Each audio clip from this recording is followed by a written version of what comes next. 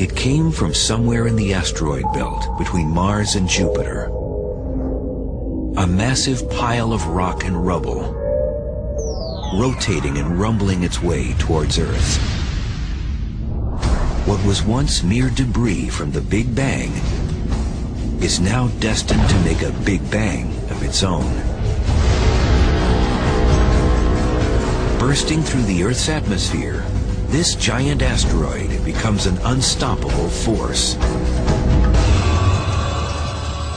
Nearly 2 million times more powerful than the Soviet Emperor bomb, the largest, most powerful explosive device ever detonated. Its target, Los Angeles.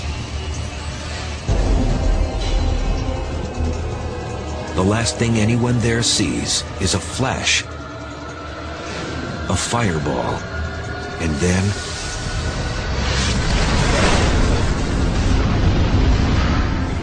if this asteroid were as large as we might imagine, a 10-kilometer asteroid, we would be talking about a crater that is 10 times larger than that. So we'd be talking about a 50-mile crater. So all of Los Angeles would end up being this humongous crater. We'd be talking about absolute devastation, nothing left over, range up to perhaps 100 miles.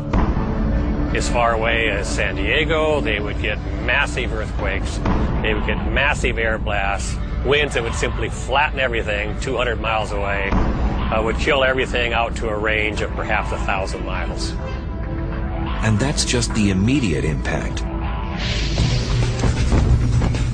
Then you would have all this debris fall back on the planet Earth. It'd be like a Christmas tree, seeing all these ornaments being thrown out in all directions.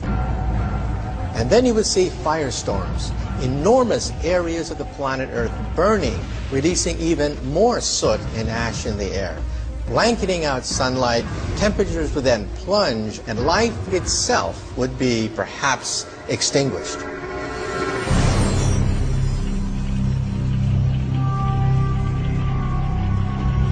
What you've just seen is a worst-case scenario of a major Earth impact event. The kinds of asteroids that can extinguish much of the life on Earth, most of the species, come around every, say, 100 million years or so. And it's not a periodic phenomenon. It doesn't happen every 100 million years. It could happen at any time, just on average, roughly once every 100 million years. So it's not a question of if it'll happen.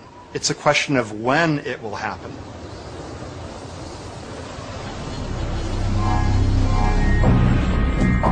Asteroids and comets have been crashing into the Earth for as long as there's been an Earth. Soon after its formation, about 4.5 billion years ago, our planet became a frequent target in a cosmic shooting gallery. Asteroids and comets brought to the early Earth much of the organic materials and water that allowed life to form. Subsequent collisions, like the one that took out the dinosaurs 65 million years ago, punctuated evolution, allowing the most adaptable species, that's us, to rise to the top of the food chain. So we owe our very existence and our position to these objects that sometimes cause a threat. According to the Earth Impact Database, more than 100